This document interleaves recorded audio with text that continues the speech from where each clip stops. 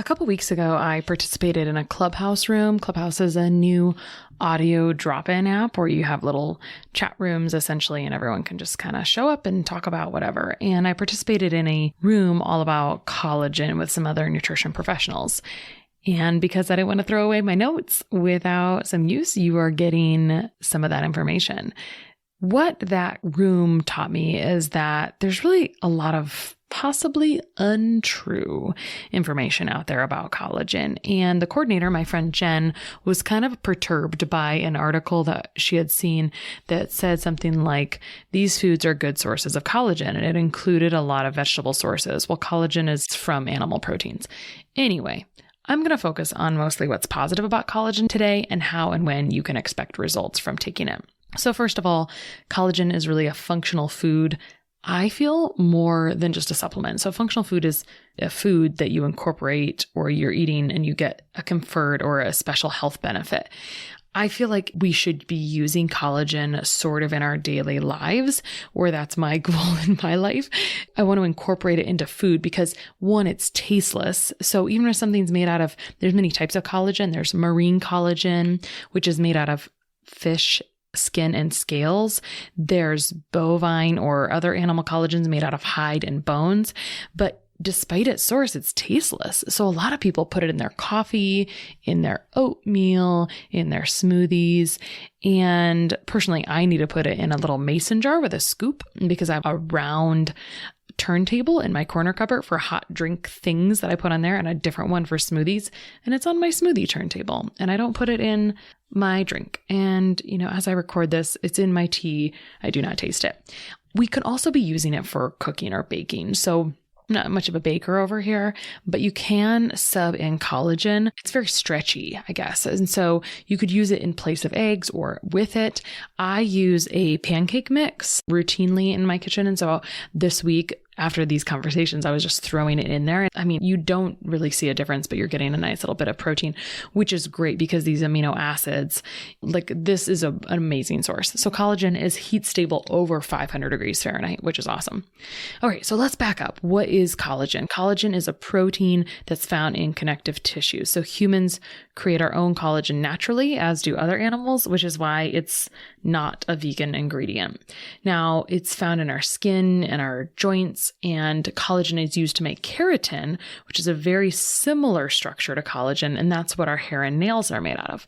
After age 25, collagen naturally starts to decline, and by the time we are 30, the effects of collagen loss can become a little more noticeable in the form of fine lines and wrinkles. The other day, someone was asking me about reasons for hair loss, and collagen literally keeps the hair and nails in place by supporting and holding in around that hair follicle and in that nail bed. So it's possible that maybe poor collagen could be related to hair loss. And we can think about this especially in our older population that we think of, again, would have the degraded collagen, and we need a collagen to make is very vitamin C dependent. And that population can also be very low in vitamin C, which creates a lot of issues like wound healing problems, etc. Anyway, so just my thoughts on that because it all sort of goes together.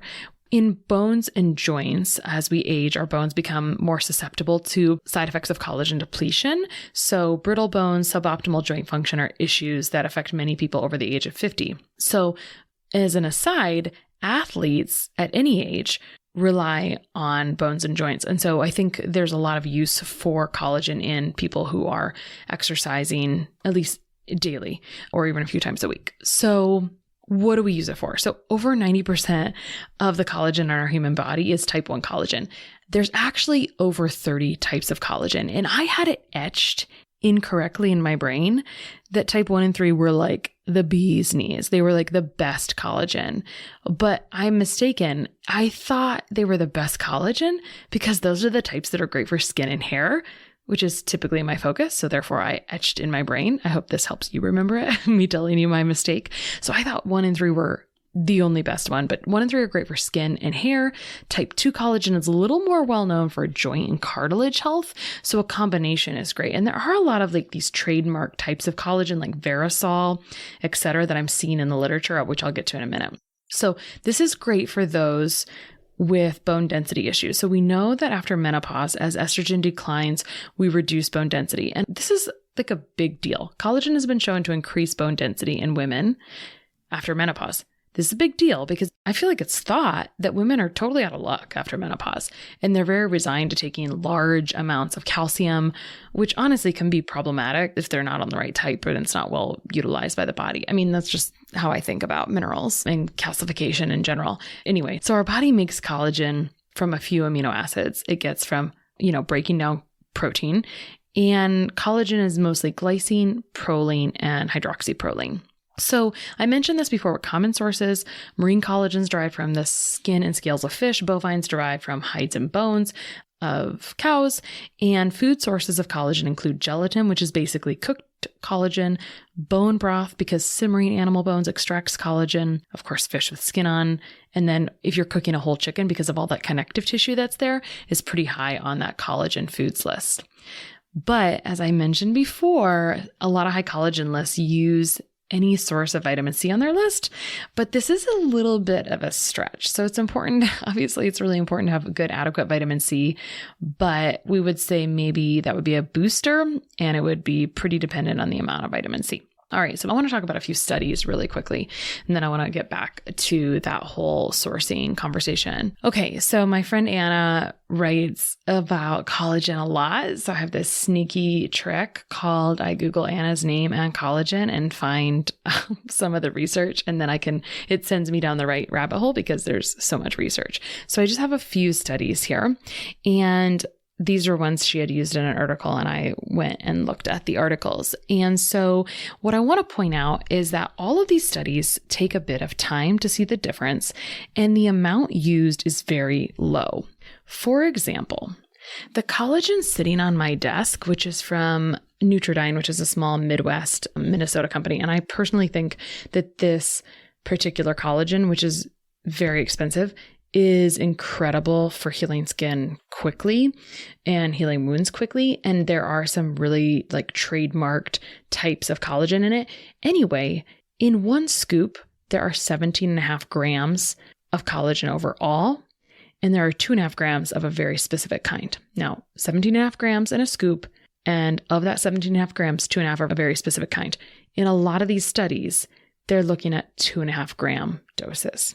So after 4 weeks of use, skin elasticity improved at 15% with 2.5 or 5 grams of collagen. Maybe not impressive, right? 15% after a month, but maybe, right? If you could see a reduction in your wrinkles in 1 month, just a little bit from a little bit of collagen. Again, one scoop is 17 grams. This is a 2.5 gram in this study.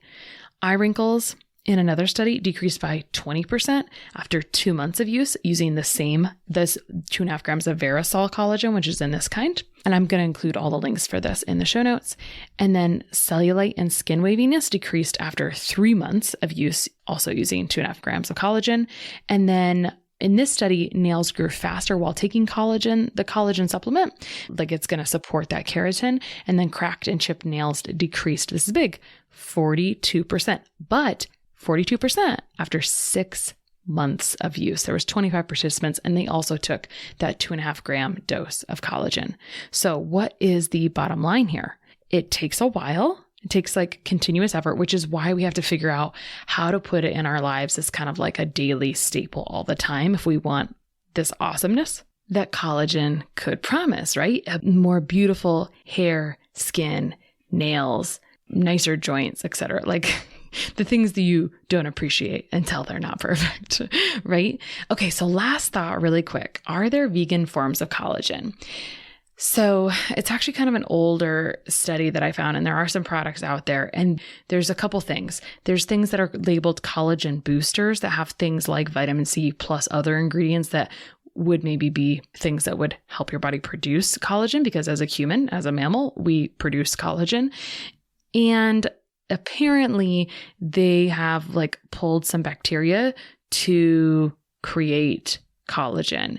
This feels a little frankenfoody to me. Maybe it's not that frankenfoody, but it's not something I've bought or tried. But apparently there might be something like that out there. But if we're sticking to whole, real food, collagen comes from animal sources.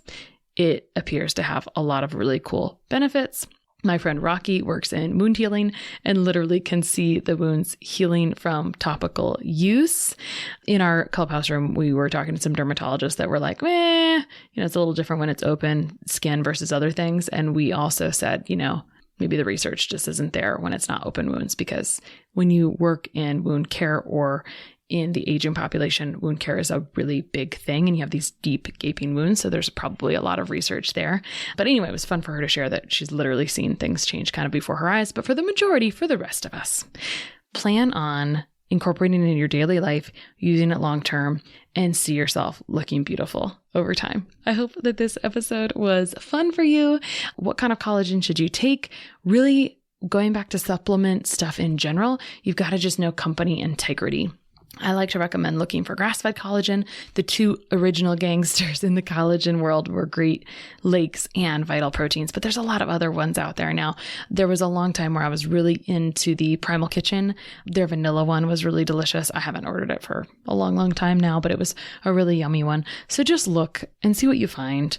And I love this one from Nutridyne. If you go to christabiegler.com/shop, you can get 25% off on anything from Nutridyne, which they have some really fabulous products from a small company.